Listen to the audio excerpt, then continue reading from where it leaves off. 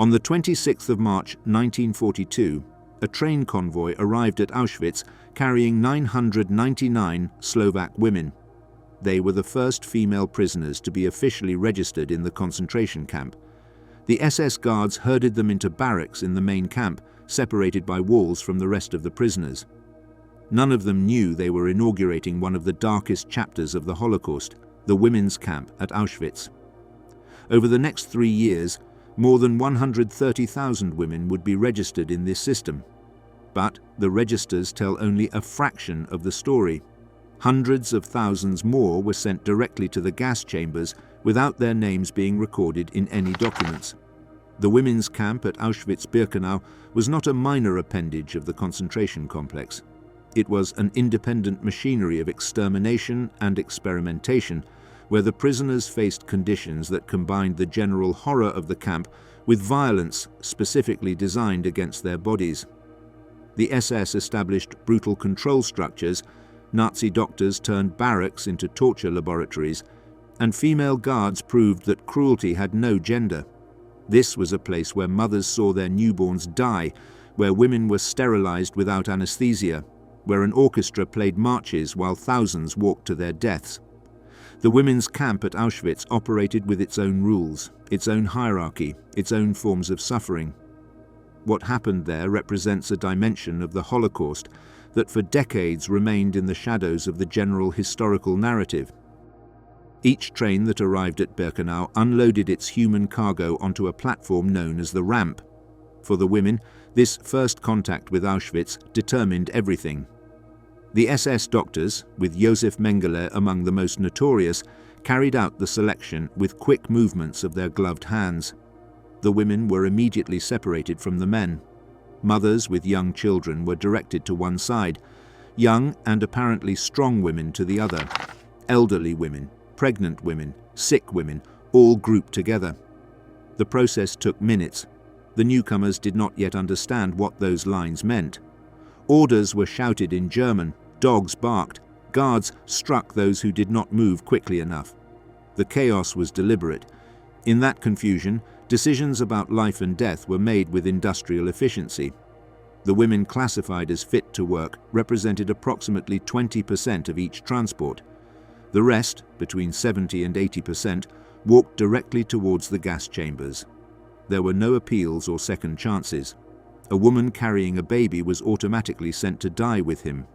A mother who tried to hide from her children to save herself was publicly identified by the guards, who paraded the abandoned child in front of the rows until they found her, condemning them both. The selections continued after the ramp. Every few months, the SS reviewed the barracks. The prisoners had to undress and parade in front of the doctors. Any sign of weakness, illness, or exhaustion meant the end. The women learned to pinch their cheeks to make them appear rosy, to bite their lips to give them color, to walk upright even though hunger consumed them. A small group developed creative survival techniques. Women of the Canada Commando, in charge of sorting the belongings of the deported, had access to confiscated cosmetics. They saved small pieces of lipstick and blush. Before selections, they shared these treasures with other prisoners, knowing that a face with color could make the difference between living or dying. The photographs secretly taken by members of the Sonderkommando in the summer of 1944 captured scenes of the ramp that visually document this machinery of death. In one of those blurry but invaluable images, Hungarian women and children are observed walking towards the gas chambers, completely unaware of their imminent fate. These photographs were smuggled out of the camp with the help of the Polish clandestine resistance, hidden in toothpaste tubes and other secret compartments. They represent some of the only direct visual testimonies of the extermination process as it was happening. The Birkenau ramp processed transports from virtually all Nazi-occupied countries. Hungarian Jews arrived in massive numbers during the spring and summer of 1944, when more than 400,000 were deported in just 8 weeks. French women arrived from Drancy, Dutch women from Westerbork, Greek women from Salonika, Italian women from transit camps in northern Italy. Each group brought their own languages, cultures, histories. On the ramp, All these differences collapsed into a single category: fit or unfit for work. The dehumanization began at that precise moment when the women stopped being individuals with complex identities to become production numbers in an economy of slavery and death. The SS officers conducting the selections kept meticulous records of how many people arrived in each transport and how many were selected for work versus immediate extermination. These bureaucratic documents, many of which survived the war, reveal the administrative normalization of genocide. The selections were recorded with the same prosaic routine as any industrial procedure.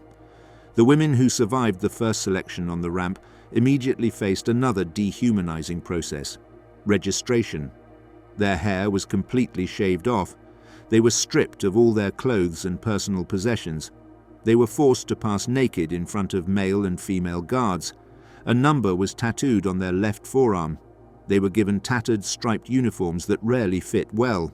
They were assigned overcrowded barracks.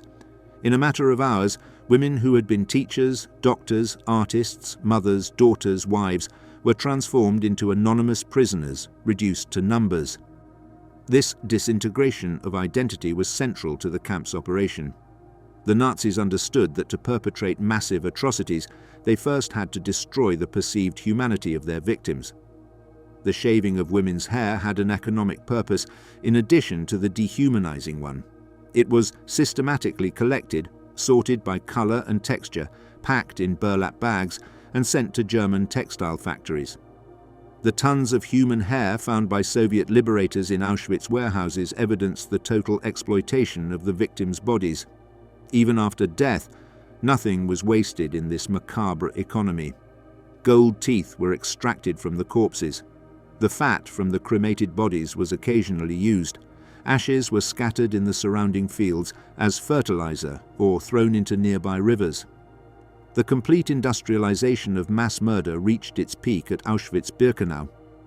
The women who passed the initial selection and entered the camp as registered prisoners faced a regime designed to exploit them to death by exhaustion. The average life expectancy of a Jewish prisoner in Auschwitz was approximately 3 to 4 months. Some died in weeks. A few extraordinarily fortunate or resilient women survived years. The factors determining survival included random luck, assignment to less brutal work, access to support networks, youth and relatively good initial health, useful skills that the SS valued, and in some cases the unbreakable will to survive in order to bear witness. Each woman who survived Auschwitz has a unique story of how she managed to overcome overwhelming odds. There was no single formula for survival, but a combination of favorable external factors and internal psychological determination was almost always necessary. In August of 1942, the prisoners were transferred from the main camp of Auschwitz to Birkenau, an extension of the complex built on marshy ground. The conditions there exceeded any definition of uninhabitability. The brick and wooden barracks of Sector BIA were hastily built without a sewage system or access to potable water. Many buildings lacked floors, only compacted earth that turned into mud during the rains. The latrines were simple holes dug between the barracks. There was no toilet paper or privacy. The prisoners had to relieve themselves in open spaces, sometimes with lines of women waiting their turn. Fresh water was scarce. At first, a single source served thousands of women. The prisoners drank from puddles, from melted snow in winter, from any available source. This spread diseases with devastating speed. Dysentery was endemic. Intestinal infections killed dozens daily. The barracks were theoretically designed for 700 prisoners each, but they often housed more than 1,000. The beds were wooden, 3-tiered structures where 5 or 6 women shared the same space. Without adequate mattresses, they slept on rotting straw infested with lice and fleas. The blankets were insufficient. In winter, the women huddled together seeking warmth. In summer, the unbearable heat combined with clouds of mosquitoes that proliferated in the swampy terrain. The rats were omnipresent. As large as cats, they attacked prisoners too weak to defend themselves.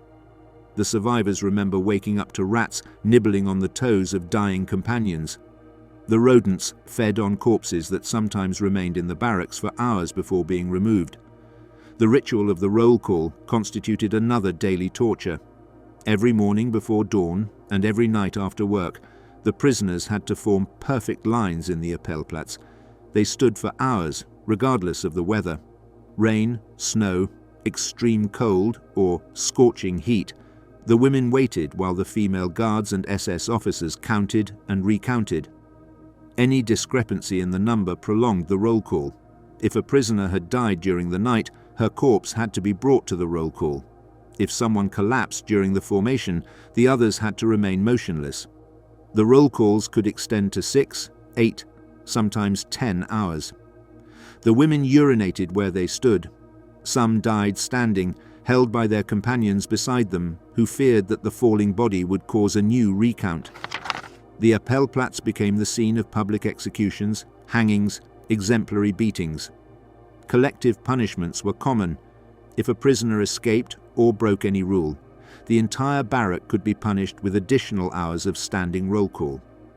The infectious diseases that regularly swept through the women's camp at Birkenau included not only typhus and dysentery, but also tuberculosis, typhoid, scarlet fever, diphtheria, and multiple skin infections. Extreme malnutrition weakened immune systems to the point where minor infections that would normally be treatable became deadly. The prisoners developed hunger edema, swelling caused by fluid retention when the body tried to compensate for the lack of proteins. Their bodies consumed their own muscles and internal organs in a desperate attempt to survive. The process of gradual starvation generally took between 3 and 6 months before a prisoner became completely incapable of working and was selected for the gas chambers. The prisoners called this state of terminal deterioration Muselmann, a term whose exact origin is debated but was universally used in the camps to describe those who had lost all will to live and walked like zombies toward their inevitable death. The barracks were also places of incredible human resistance, despite the horror. The women formed informal support groups, surrogate families they called camp sisters. They shared food when they had an extra crumb.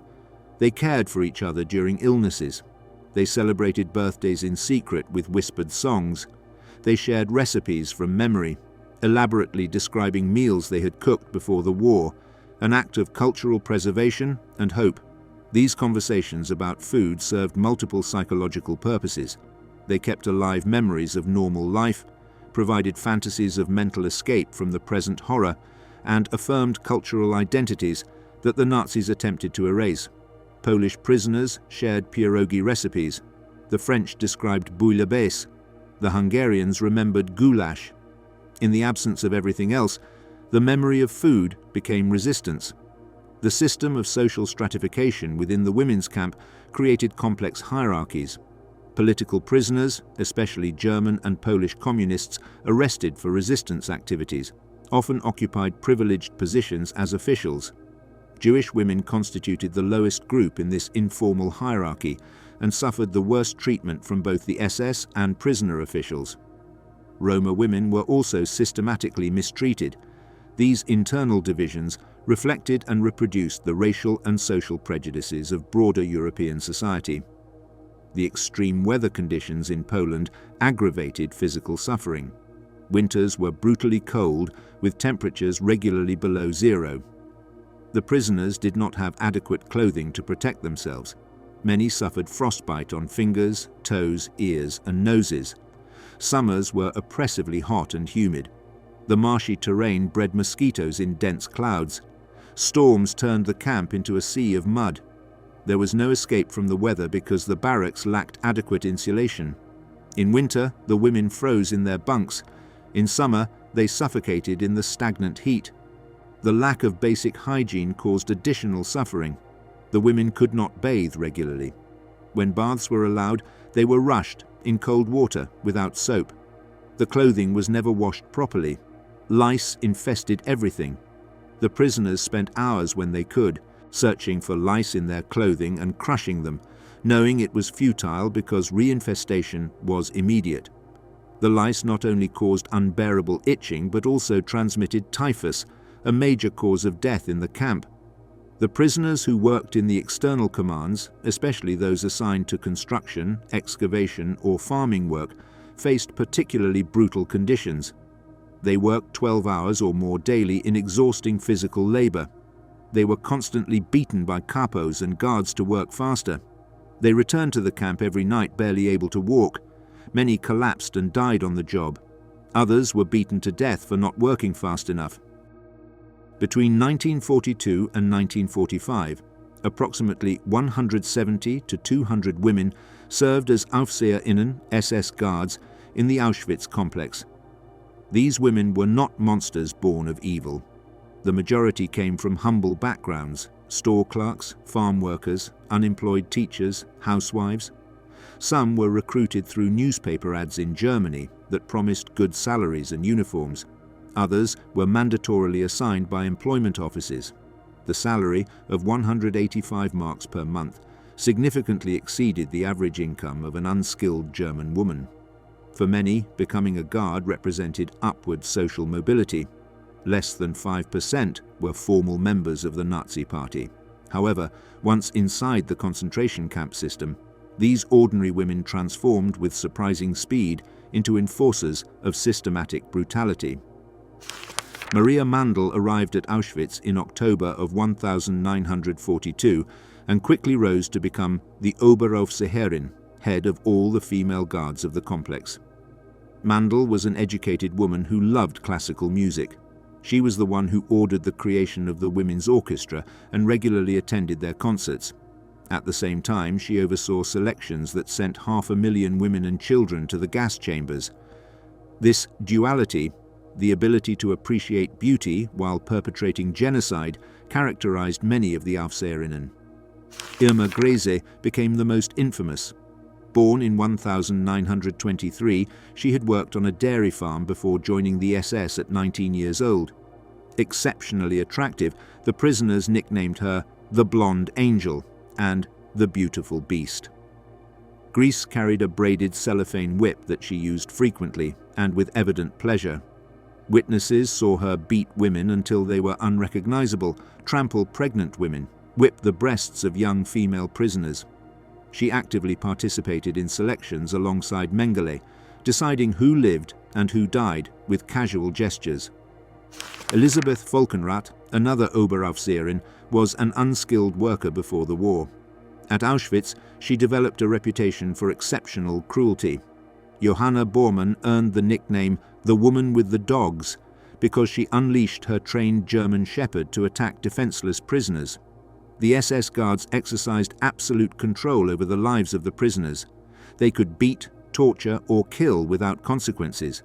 Some did it out of pure sadism. Others did it because the system expected and rewarded it. The training of the Aufseherinnen at Ravensbrück taught them to see prisoners as subhuman. They were explicitly instructed in techniques of physical punishment.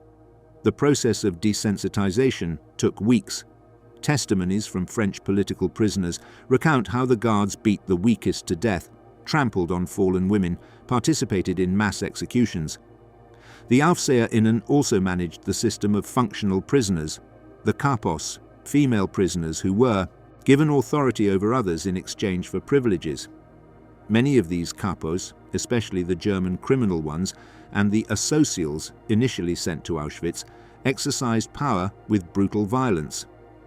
Commander Rudolf Höss wrote disparagingly about these first prisoner officials, stating that those sent from Ravensbrück represented the worst element and surpassed male criminal prisoners in their wickedness, vulgarity, and backwardness. The recruitment of German women as concentration camp guards revealed disturbing dimensions of how ordinary people can be transformed into perpetrators of mass atrocities under certain institutional and social conditions. Subsequent psychological studies of captured Aufseherinnen found that they did not exhibit higher rates of psychopathology than the general population. They were not innate monsters, but products of a system that normalized, rewarded, and demanded cruelty. The process of desensitization began with dehumanizing language. In training at Ravensbrück, new guards were consistently taught to refer to prisoners as pieces or units, instead of people. They were instructed that Jewish women were racial enemies of Germany, that political prisoners were dangerous traitors, that criminals and asocials were degenerate elements polluting society. This ideological propaganda, combined with peer pressure, created an environment where violence was quickly normalized. Guards who initially showed reluctance were ridiculed by their colleagues as weak or unfit for the job. Those who demonstrated exceptional cruelty were praised and promoted. The system rewarded brutality and punished compassion. Moreover, the Aufseherinnen existed in a peculiar social limbo. As women in a male-dominated SS organization, they faced constant pressure to prove they were tough enough, ruthless enough, loyal enough to the regime. Some historians argue that this gender dynamic contributed to particularly extreme levels of violence by certain guards trying to demonstrate they were not weak as traditionally expected of women. Personal relationships between the Aufseherinnen and SS officers added another layer of complexity. Many guards maintained sexual relationships with male officers, sometimes by choice, sometimes under coercion, often somewhere in a difficult-to-categorize middle ground. These relationships could provide protection, additional privileges, or simply human connection in an environment of constant violence.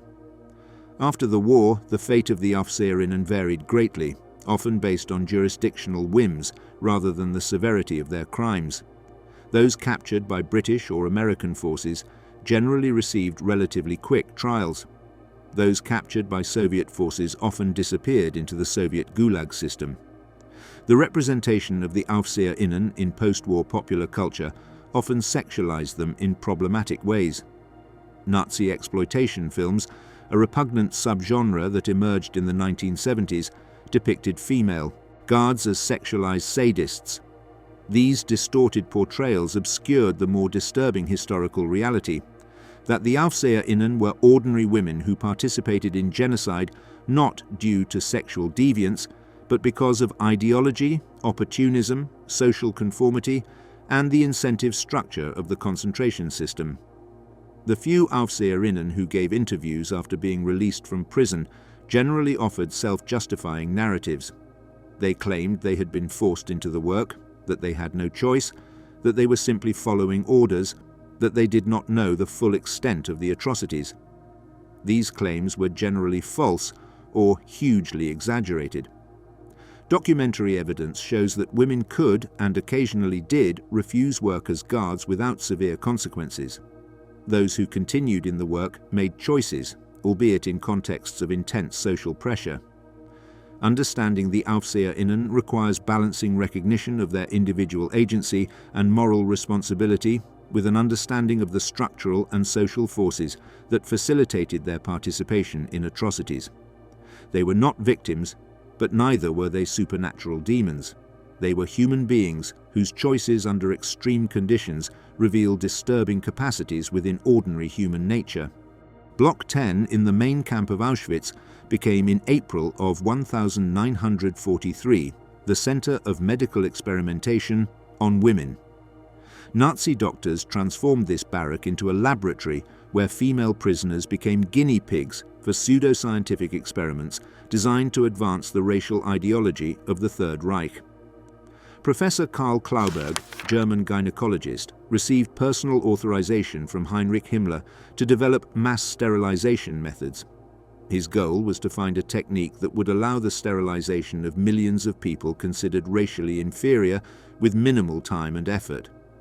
Klauberg carefully selected his victims, newly arrived Jewish women, generally young, but who had already given birth previously. This allowed him to verify the effectiveness of his methods without the need to perform additional fertility tests. If a woman did not become pregnant after the treatment, the sterilization had worked. The prisoners were called to Block 10 without explanations. There, Klauberg injected caustic substances directly into the uterus during what simulated being a routine gynecological examination. Anesthesia was not administered. The chemical substances, developed in collaboration with the Schering laboratory, caused severe inflammation designed to block the fallopian tubes. The pain was unbearable. The women described sensations of extreme burning in the abdomen that lasted for days. Many developed high fevers, peritonitis, massive hemorrhaging. Some died from complications of the infection. Others were deliberately killed weeks later to allow autopsies to examine the effects of the treatment. A survivor, Monika Zatka, was one of Klauberg's first victims.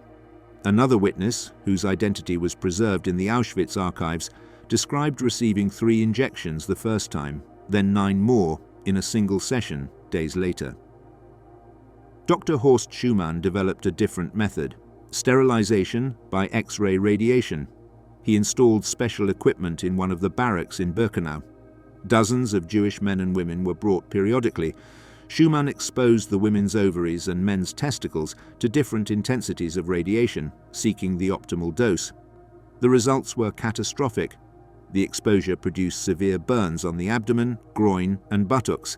The wounds became infected and resisted all healing. Many subjects died from complications. Elisa Baruch, who survived to testify, was exposed to 2 different X-ray machines for 20 minutes in 3 separate sessions. She lost all her hair, her skin turned black, she bled from the rectum. A Jewish prisoner doctor was ordered to perform an oophorectomy on her. In an act of silent resistance, the doctor removed only 1 ovary and part of the uterus, allowing Baruch to eventually have 2 children after the war, although she also gave birth to 4 babies who died days after birth. The doctor was discovered and sent to the gas chambers. Josef Mengele, the angel of death, conducted experiments mainly with twins, but also experimented with pregnant women. He deliberately infected them with typhus to determine if the disease was transmitted to the fetus. He ordered pregnant women to bind their breasts and prohibited them from feeding their newborns, timing how long the baby survived without breast milk. Ruth Elias, deported from Theresienstadt while pregnant, gave birth in Auschwitz to a beautiful blonde girl. Mengele ordered her to bind her breasts to observe how long the baby would survive without nourishment. Elias watched for days as her daughter agonized and died from hunger. Finally, a Czech prisoner doctor gave her a syringe with an overdose of morphine to end the child's suffering. The women in Block 10 lived in a terrifying limbo. They were not sent to forced labor, nor faced the most brutal conditions of Birkenau, but they knew their bodies were being systematically destroyed. Some preferred the gas chambers to the prolonged torture of medical experimentation. Others clung to the hope that surviving 1 more day meant a possibility to eventually testify about these crimes. The medical experiments conducted in Block 10 and at other Auschwitz facilities represented fundamental violations of all medical ethical principles. The Nuremberg Code, developed directly in response to these crimes after the war, established international standards for human experimentation that include the absolute requirement of voluntary informed consent. The Nazi doctors who conducted these experiments had sworn the Hippocratic Oath to do no harm. The German medical profession as a whole failed catastrophically and systematically in maintaining ethical standards during the Nazi period. Far from resisting, many doctors enthusiastically embraced the opportunities that the concentration camps provided for research without ethical restrictions. In addition to Klauberg, Schumann, and Mengele, dozens of other doctors conducted experiments at Auschwitz. Dr. Eduard Wirtz, the chief SS physician in Auschwitz, oversaw all medical operations and was directly responsible for creating the conditions that allowed for criminal experimentation. Dr. Johann Paul Kramer conducted experiments examining the effects of starvation on human organs, ordering the execution of prisoners in specific states of malnutrition to perform immediate autopsies. Dr. Friedrich Entris conducted pharmacological experiments testing experimental drugs on prisoners without their knowledge or consent. These criminal activities were not secret within the German medical community. Results from experiments in concentration camps were published in respectable medical journals. Anatomical specimens derived from murdered victims were distributed to universities and museums. University professors actively requested organs and tissues from executed prisoners for their research. Complicity was systemic and widespread. The sterilization experiments specifically reflected central demographic objectives of Nazi ideology. The regime's planners envisioned a future where entire populations considered racially inferior would be allowed to survive only as slave laborers without reproductive capability. Jewish, Slavic, and Romani women would be sterilized en masse and forced to work to death without producing the next generation. This was a genocide, planned not just through direct murder, but by eliminating the biological capacity to reproduce of entire groups. The victims of medical experimentation who survived the war faced lifelong physical and psychological consequences. Many suffered chronic pain, permanent infertility, recurrent infections, and other medical complications. The psychological trauma of having been treated as disposable guinea pigs by medical professionals caused profound harm that no subsequent financial compensation could fully remedy. The compensation offered to victims of medical experiments after the war was scandalously inadequate. In 1951, the German government offered compensation to victims of medical experimentation under National Socialism. Most victims received 3,000 marks or less as a one-time payment. Instead of compensating pain and suffering, the Federal Ministry of Finance calculated the loss of earning capacity. This meant that victims of X-ray sterilization, including many women who did not work outside the home, received only minimal or no compensation.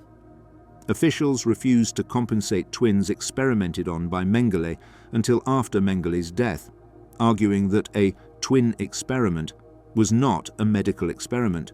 Eventually, paltry sums were disbursed. Things improved when Poland and Hungary requested adjudication by the International Committee of the Red Cross. Sums between 30,000 and 50,000 marks were awarded to victims in Eastern Europe. The United Kingdom's Foreign Office did not support claimants or negotiate additional compensation for victims of experiments residing in the United Kingdom. This inadequate response to the victims of Nazi medical experimentation reflected broader patterns of insufficient compensation for Holocaust survivors in general. To release the Jewish child, there were no facilities to raise it properly, and it would be inhumane to send the child to the crematorium without allowing the mother to accompany it. The policy partially changed in 1943, but the change brought different horrors. Women could now give birth, but newborns were killed immediately after birth. Prisoners in labor had to lie on the dirty earthen floor of the barracks, or, if they were lucky, on the brick stove that provided a little warmth. There was no running water, clean sheets, diapers, or basic medical equipment. Women gave birth assisted by other prisoners who lacked medical training. Complications frequently resulted in death. A Greek Jewish prisoner named Pola went into labor during an appel. The orders were absolute. Everyone had to remain in formation. Pola gave birth standing in the ranks of the roll call. Stanisława Leszczyńska changed this equation of death. This 47-year-old Polish midwife arrived at Auschwitz in 1943, along with her daughter Sylvia, after being captured helping Jews in the Łódź ghetto. The numbers tattooed on their arms were 41,335 and 41,336. When the SS discovered her profession, they assigned her to the Maternity barrack in Birkenau. There she found conditions that defied description. The barrack consisted of approximately 30 bunks near a brick stove that served as a birthing bed. 3 or 4 women shared each bunk. Dysentery was universal. Rats the size of cats roamed about devouring corpses. 10 to 20 women died each day. There was no fresh water available. In this hell, Leszczyńska refused to follow orders. The SS ordered her to kill the newborns. Mengele shouted at her, "An order is an order!" She refused. The guards beat her. She continued refusing. For reasons no one fully understands, they did not execute her. Instead, they allowed her to continue her work, but others would carry out the killings. A German criminal prisoner nicknamed Sister Clara, who had been sent to the camp for murdering a child, supervised the barrack along with another woman named Sister Fani. Her job was to declare babies born dead at birth and then drown them in buckets, often in front of the mothers who had just given birth. Of the 3,000 babies that Leszczyńska assisted at birth, approximately half were drowned immediately. Another 1,000 died quickly from starvation or cold because the mothers were forbidden to breastfeed. 500 were sent to German families for Germanization if they had blue eyes and features considered Aryan. Only 30 survived, the camp with their mothers. Miraculously, all the mothers survived childbirth itself, a testament to Leszczyńska's skill working without instruments, clean water, or medicine. She discreetly baptized the Christian babies with the mother's permission. She secretly tattooed some babies destined for Germanization in the hope that they might one day reunite with their biological families. She filled the barrack with songs to calm the women in labor or terrified. The prisoners called her Mother. Dr. Gisela Perl, a Hungarian gynecologist, made a different decision to save lives. Perl was initially assigned to draw blood from Jewish prisoners for transfusions to German soldiers. When Mengele discovered her specialty, he ordered her to report any pregnant woman. The first women Perl reported were immediately sent to the gas chambers. Understanding the fate that awaited them, Perl made a decision that would torment her for the rest of her life. She would perform secret abortions to save the mothers. Without beds, instruments, or medicines, Perl performed hundreds of abortions using only her hands. She worked in the dark, under terrible conditions, accelerating premature births of women in their 9th, 8th, 7th, 6th, and 5th months of pregnancy. She broke membranes, dilated with her fingers, inverted embryos. After delivery, she quickly bandaged the mother's abdomen and sent her back to work. Miraculously, almost all the women survived these brutal procedures and were able to work, which at least temporarily saved their lives. After the war, Perl was initially suspected of war crimes. Her testimony eventually became critical to convict Nazi doctors. With the help of Eleanor Roosevelt, Perl settled in Manhattan, where she opened an obstetric practice specializing in treating Holocaust survivors. She dedicated her life to helping women with infertility and came to bring more than 3,000 babies into the world, a personal redemption for the lives she had ended in Auschwitz. The exact number of babies born in Auschwitz remains unknown because many were never officially registered. Estimates range from 3,000 to possibly more than 5,000 births during the years of the camp's operation. Of these, only a tiny fraction survived until liberation.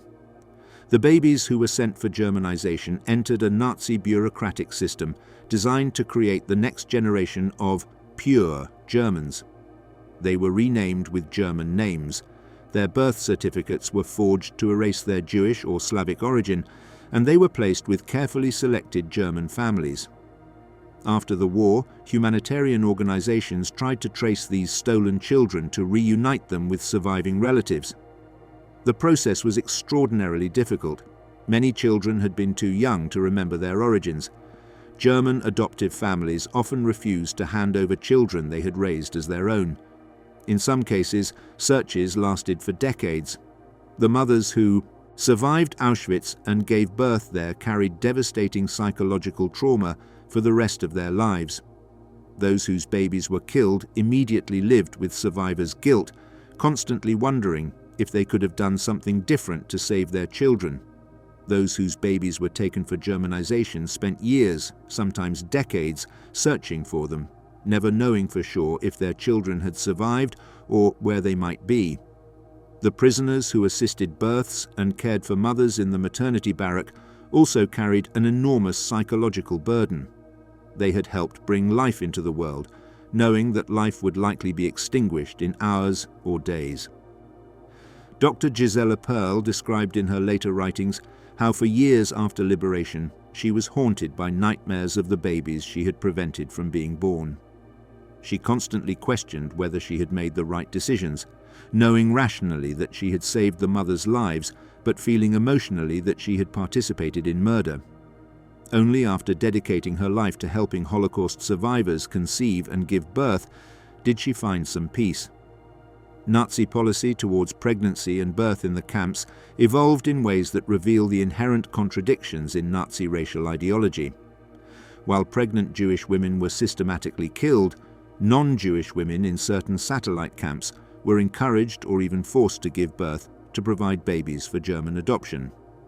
This absolute distinction based on invented racial categories demonstrates the fundamentally arbitrary and constructed nature of Nazi racial thought.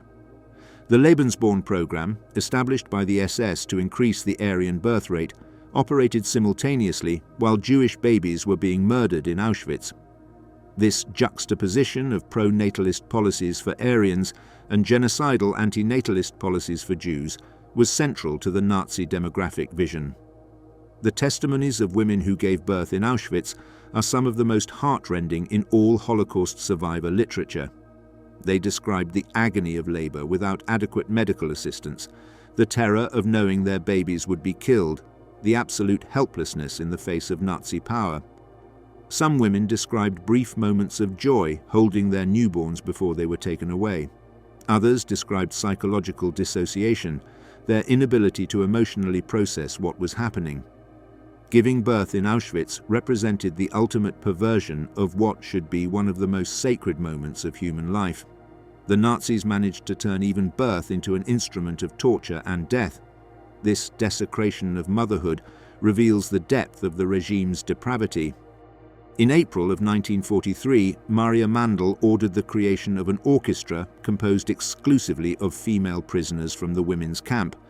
The idea arose from a combination of her personal love for music and the practical utility that the SS authorities saw in using music to control the prisoners. Zofia Czajkowska, a Polish music teacher, was appointed as the first director. She recruited 15 women from different barracks, mostly non-Jewish Polish women, with some musical training. The instruments arrived confiscated from the transports: violins, accordions, mandolins, all stolen from the deportees who had been encouraged to bring their most prized possessions without knowing that on the ramp everything would be taken from them. The sheet music also came from the victims. The orchestra rehearsed for up to 10 hours daily. Its main function was to play German military marches at the camp gate when the work commands left each morning and returned each night. The musicians had to be in position before dawn and remained until the last prisoner had passed. They also played during selections, in the infirmary, during public executions, and for the entertainment of the SS officers. In August of 1943, Alma Rosé arrived at Auschwitz and transformed the orchestra. Rosé was a Jewish Austrian violinist of impressive musical lineage, daughter of Arnold Rosé, leader of the Vienna Philharmonic Orchestra, and niece of Gustav Mahler. She had led her own small orchestra in Vienna before the war. The SS appointed her as the new director, replacing Czajkowska. Under Rosé, the orchestra expanded to 47 members by January of 1944. The repertoire was expanded beyond German marches to include classical music, works by Grieg, Schumann, Mozart, Beethoven. Rosé was a demanding conductor. She insisted on musical perfection even under the most impossible circumstances. The orchestra members had divided opinions about her. Some saw her as a savior. Membership in the orchestra meant not having to perform exhausting physical labor, slightly better rations, a separate barrack. Others considered her excessively harsh, obsessed with pleasing the SS. Fania Fénelon, a French singer who joined the orchestra, would later publish controversial memoirs portraying Rosé as a cruel disciplinarian who admired the Nazis. Other survivors vehemently rejected this characterization, defending Rosé as a woman who did what she could to keep her musicians alive through the only means available: musical excellence. The orchestra existed in a torturous moral paradox. The musicians played while their fellow prisoners marched exhausted toward jobs that would slowly kill them. They played during the selections that sent thousands to the gas chambers. Helena Dunich-Niewinska, a Polish violinist and member of the orchestra, described scenes of the newcomers listening to music as they got off the trains. Some reached out their hands toward the sounds, seeking comfort. But the music was part of the deception. The newcomers thought that a place with an orchestra could not be that bad. Meanwhile, the Jews marched naked to the gas chambers, accompanied by Viennese waltzes. Charlotte Delbo, a French communist resistor, recalled in 1995 that it was intolerable to hear the orchestra play while naked men reduced to skeletons came out of their barracks to go to work, driven by blows that made them stagger. Other prisoners had different reactions. Irene, a survivor who testified for the Shoah Foundation in 1995, described seeing the orchestra performing on a platform for SS entertainment, beautiful women with impeccable uniforms, makeup and lipstick, long blonde hair. For her, it was another form of psychological murder. "This was not music for our souls," she declared emphatically. "I thought of my parents and siblings and people burning." For the musicians themselves, the orchestra represented survival. Anita Lasker, 18 years old, passionate about the cello since childhood, remembered secretly playing Beethoven's Pathetique Sonata with 3 fellow musicians. Although the piece was originally written for piano solo, a newly arrived French singer had transcribed it for 3 violins and a cello. They played clandestinely because Jewish musicians were not considered worthy of performing German masterpieces. A designated prisoner stood guard to warn if an SS guard was approaching. Lasker described the experience as one where we could rise far above the hell of Auschwitz into spheres where we could not be touched by the degradation of existence in the concentration camp. Alma Rosé died suddenly on the 5th of April of 1944, possibly due to food poisoning after dining with a capo. Sonia Winogradowa, a Ukrainian pianist, took over as the third conductor. The orchestra's performance declined for several reasons, including less rehearsal time and Winogradowa's lack of experience. The orchestra stopped performing in October of 1944. On the 1st of November, the Jewish members were evacuated in cattle cars to Bergen-Belsen. Most survived. The response of other prisoners to the women's orchestra varied enormously based on multiple factors, including nationality, time in the camp, and personal circumstances. For some, the music provided a brief moment of transcendence, a reminder that beauty still existed somewhere beyond the barbed wire. For others, it represented a grotesque collaboration with the Nazis, a betrayal of the victims. This division of opinions has persisted in survivor testimonies decades after liberation. The controversy over Fania Fenelon's memoirs illustrates broader tensions about how to narrate Holocaust experiences. Fenelon was accused by other surviving musicians of exaggerating her own importance in the orchestra, distorting the personalities of other members, and presenting a sensationalized narrative that sacrificed historical truth for dramatic impact. These disputes over memory and representation are common among survivors, reflecting how extreme trauma fragments memory and how different individuals process shared experiences in radically different ways. The movie Playing for Time, based on Fenelon's book, generated additional controversy. Vanessa Redgrave, who played Fenelon, was known for her pro-Palestinian political activism, which caused protests from Jewish organizations. The casting and production became battlegrounds for contemporary political conflicts entirely separate from the historical events the movie intended to portray. The music itself that the orchestra played carried complex and sometimes contradictory meanings. The German marches that accompanied prisoners to forced labor were explicit instruments of control. The European classical music that the SS enjoyed at private concerts represented the high culture that the Nazis claimed to protect while perpetrating barbarity. Popular songs and film melodies provided comforting familiarity amidst incomprehensible horror. Each musical piece existed in multiple layers of meaning simultaneously. After the war, several surviving musicians continued professional music careers. Anita Lasker Wallfish became a distinguished cellist, co-founded the English Chamber Orchestra, and dedicated much of her life to Holocaust education. Others abandoned music completely, unable to separate the act of playing from the traumatic memories associated. Helena Dunich-Niewinska continued working in musical publications in Poland. The Auschwitz Women's Orchestra remains as one of the most complex and morally ambiguous symbols of the Holocaust, an example of how the Nazis exploited human talent and culture even as they carried out industrial genocide. The conditions under which the orchestra operated were extraordinarily difficult, despite the relative privileges the musicians enjoyed. They had to play for hours in all kinds of weather without adequate protection. Hands froze in winter, making it difficult to play string or wind instruments. The instruments themselves went out of tune with temperature changes. The sheet music got wet in the rain. The musicians suffered from diseases like all other prisoners, but were expected to play even when they were sick. The psychological pressure of maintaining high musical standards while witnessing daily atrocity was immense. Maria Mandl attended rehearsals and concerts regularly. Her presence created constant tension because her approval meant continued survival for the orchestra. If musical quality declined, the entire group could be disbanded, and the musicians sent to regular work assignments that meant probable death from exhaustion. This dependence on the whims of a war criminal placed the musicians in a morally impossible position.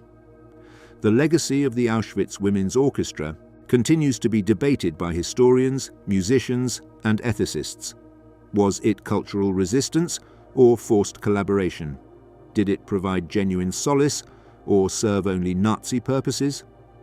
The answer is likely that it was all these things simultaneously, an irresolvable paradox that reflects the impossible moral choices that characterized life under Nazi genocide. In November of 1944, Heinrich Himmler ordered the gassings in Auschwitz to stop. The Nazis began cleaning operations to hide evidence of the genocide. The gas chambers and crematoriums were blown up in January of 1945. In mid-January, with the Soviet Red Army approaching, the SS began to evacuate the camp. On the 18th of January 1945, columns of female prisoners were forced to march westward in what became known as the Death Marches. Approximately 5,345 women and children were taken out of the camp in groups of 500, escorted by heavily armed SS guards. They marched in the midst of the brutal winter, without adequate clothing, insufficient food, and no rest. Anyone who fell behind was shot on the spot. Thousands died in these marches from hypothermia, starvation, exhaustion, or execution. More than 4,500 women and children remained in Birkenau, too sick or weak to walk. The SS expected them to die anyway. The guards abandoned the camp. Some, like Irma Grese, Elisabeth Volkenrath, and Johanna Bormann, fled to other camps where they would eventually be captured. On the 27th of January 1945, Lieutenant Colonel Anatoly Shapiro, a Ukrainian Jew, commanded the Red Army's 1085th Rifle Regiment Tarnopol that liberated Auschwitz. The soldiers found approximately 7,000 survivors in the entire complex, including the prisoners from the women's camp. They found warehouses containing 836,525 pieces of women's clothing, 348,820 pieces of men's clothing, 43,525 pairs of shoes, and vast quantities of toothbrushes, glasses, and other personal effects. They also found 460 artificial limbs and 7 tons of human hair shaved from Jewish women before being killed. The hair had been sold to the company Alex Zink in Bavaria to manufacture cloth. Stanisława Leszczyńska refused to leave Auschwitz until the Red Cross arrived. She assisted in the birth of her last baby while the camp burned around her, set ablaze by the retreating guards. After the war, she returned to midwifery. Her 4 children had survived. 3 became doctors, and 1 a lawyer and composer. 25 years after liberation, she was reunited with some of the children she had saved. She said it was one of the happiest days of her life. Gisela Perl eventually moved to Israel, where she lived with her surviving daughter in Herzliya until she was 81 years old. In the war crime trials, justice was selective and often inadequate. Maria Mandl was tried in Krakow in 1947 and sentenced to death by hanging. Irma Grese, Elisabeth Volkenrath, and Johanna Bormann were executed on the 13th of December 1945 after the Belsen trial. Grese was only 22 years old. Karl Klauberg was tried in the Soviet Union, sentenced to 15 years, released in 1955, arrested again in Germany after giving a press conference about his work at Auschwitz. He died before his trial concluded. Josef Mengele escaped to South America and was never captured, drowning in Brazil in 1979. Horst Schumann fled to Japan, then Sudan, Nigeria and Ghana before being extradited to Germany in 1966. His trial began in 1970, but was discontinued in 1971 due to health issues. Many of the Aufseherinnen were never tried and returned to ordinary lives. For decades, the specific experiences of women in Auschwitz remained marginal in the historiography of the Holocaust. The general narratives of the camps subsumed the particular violences against female bodies within universal accounts of suffering. Only from the 1970s and 1980s, scholars like Joan Ringelheim and Sybil Milton began to argue that gender mattered in how the Holocaust was lived and survived. Their works faced resistance from a field that insisted separating the histories of Jewish men and women harmed their joint destiny. But the survivors knew differently. Women faced sexual assaults that were rarely documented. They faced pregnancies that meant automatic death sentences. They faced medical experimentation designed specifically for their reproductive systems. They faced the loss of children in ways that fathers did not experience. They faced female guards whose brutality was magnified by the social expectations of femininity and care. The women's camp in Auschwitz was not a female version of a male experience. It was its own universe of horror with its own rules, its own hierarchies, its own strategies of survival and resistance. Understanding what happened there requires acknowledging both the universality of the Nazi genocide and the particularities of how that genocide unfolded over bodies identified as female. Of the 131,000 women registered in Auschwitz, approximately 82,000 were Jewish, 31,000 Polish, 11,000 Romani, and the rest of various European nationalities. They represented 30% of all registered prisoners in the camp, but hundreds of thousands of additional Jewish women were never registered, classified as unfit for work during selections, and sent directly to the gas chambers. Mothers with small children, pregnant women, elderly, sick, all killed in the first hours of their arrival. Their names never appeared in any official document. They left no records except in the fragmented memories of those who witnessed their arrival and disappearance. The women's camp at Auschwitz-Birkenau operated for less than 3 years, from August of 1942 until January of 1945. In that time, it became one of the sites of greatest concentration of female suffering in human history. What happened there defies complete understanding. The words that survivors repeatedly used in their testimonies were indescribable, unimaginable, incomprehensible. Yet they described, imagined, and helped the world to understand, because they knew that silence would allow these atrocities to fade into historical abstraction. The women of Auschwitz demand to be remembered not as faceless victims, but as individuals with names, stories, families, dreams, that were systematically destroyed by an ideology that not only sought to annihilate the Jews, but to control, experiment on, and eliminate the reproductive capacity of Jewish women to prevent future generations. The post-war trials of Nazi perpetrators revealed both the possibility of justice and its severe limitations. The majority of those responsible for crimes at Auschwitz never faced legal consequences. Thousands of SS guards, administrative staff, and collaborators simply disappeared into the general German population after the collapse of the Reich. Some were actively protected by networks of former Nazis. Others benefited from the emerging Cold War, when Western powers prioritized recruiting anti-communist Germans over prosecuting war criminals. The Federal Republic of Germany conducted several additional trials of Auschwitz personnel in the 1960s and 1970s, including the Frankfurt trials of 1963 to 1965, where 22 former SS members were prosecuted. However, the sentences were often considered inadequately lenient by survivors. Many defendants received only years in prison for participation in mass murder. German courts applied legal standards that required proving specific individual murderous intent, greatly complicating convictions for crimes committed as part of a bureaucratic system of extermination. The survivors of the women's camp at Auschwitz faced enormous challenges rebuilding their lives after liberation. Many had lost entire families. They returned to destroyed homes or those occupied by others. They faced persistent anti-Semitism in Eastern European countries. Some emigrated to Israel, the United States, Canada, or Australia, seeking new beginnings. Others remained in Europe, trying to rebuild devastated Jewish communities. The psychological trauma they carried was deep and permanent. Many suffered what we now recognize as severe post-traumatic stress disorder, although that diagnosis did not exist in the immediate decades following the war. Nightmares, flashbacks, paralyzing anxiety, deep depression, all were common. Some survivors never spoke of their experiences, not even with their own families. Silence was a strategy of psychological survival. Others became tireless witnesses, dedicating their lives to Holocaust education.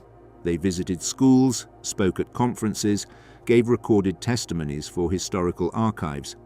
They understood that their responsibility as survivors was to ensure that the world never forgot. The legacy of the women's camp at Auschwitz continues to resonate decades later. Gender studies on the Holocaust have flourished since the 1990s, producing sophisticated research on how experiences varied based on gender, age, nationality, and other factors. The site of Auschwitz-Birkenau became a museum and memorial in 1947. Millions of visitors walk annually along the same paths where prisoners marched to their deaths. The preserved barracks, displays of confiscated belongings, and survivors' testimonies educate new generations about human capacities for both extreme evil and extraordinary resistance against that evil.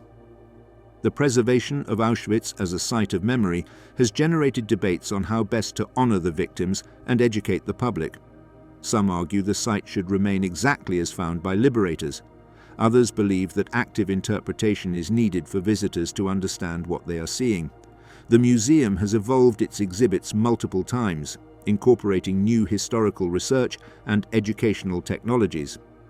The opening of Soviet archives after 1991 provided access to additional documentation on Auschwitz that had been inaccessible during decades of Cold War. Survivors who lived into the 21st century witnessed dramatic changes in how the world remembered the Holocaust. From a barely discussed topic in the 1950s and 1960s, it became a central focus of historical memory and education. The establishment of Holocaust museums in multiple countries, the inclusion of Holocaust education in school curricula, the annual commemorations of International Holocaust Remembrance Day all reflect a growing commitment to preserving memory. However, survivors also expressed concerns about trivialization, politicization, and distortion of Holocaust history for contemporary purposes. The rise of Holocaust denial in recent decades has motivated survivors and educators to redouble documentation and testimony efforts. The last surviving women from the Auschwitz camp understood that their death would mean the loss of direct eyewitnesses. Many participated in massive oral history projects, recording video testimonies that preserve not only their words, but their voices, facial expressions, and emotions. Projects like the Shoah Foundation's Visual History and Education Archive, founded by Steven Spielberg, have collected more than 50,000 testimonies from survivors before it is too late. The digitization of historical documents, photographs, and artifacts has democratized access to primary evidence of the Holocaust. Researchers anywhere in the world can now examine original Auschwitz documents without traveling to physical archives in Poland, Israel, or Germany. This accessibility has allowed new research, but also facilitated deniers in selecting out-of-context fragments to distort history. The women of Auschwitz represent more than victims of genocide. They represent the systematic destruction of entire futures, of generations that were never born, of cultural, scientific, artistic, and humanitarian contributions that were never made. Each woman murdered in Auschwitz had unlimited potential. Each child killed alongside their mother represented infinite possibilities extinguished. The women's camp of Auschwitz-Birkenau stands as a testament to the human capacity to perpetrate unfathomable evil, but also to resist, survive, and ultimately testify. The survivors transformed their suffering into education, their trauma into testimony, their loss into legacy. They walked from the realm of death back to the world of the living and refused to allow silence to erase what they had witnessed. Their courage in confronting their most painful memories, in sharing their stories with a world that often preferred not to listen, ensured that the names, faces, and lives of those who perished were not lost in statistical abstraction. We remember Auschwitz not to wallow in horror, but to understand the consequences of hatred, bigotry, and dehumanization allowed to grow unchecked. The women who suffered and died there demand that we remember, that we learn, and that we never allow such barbarity to occur again.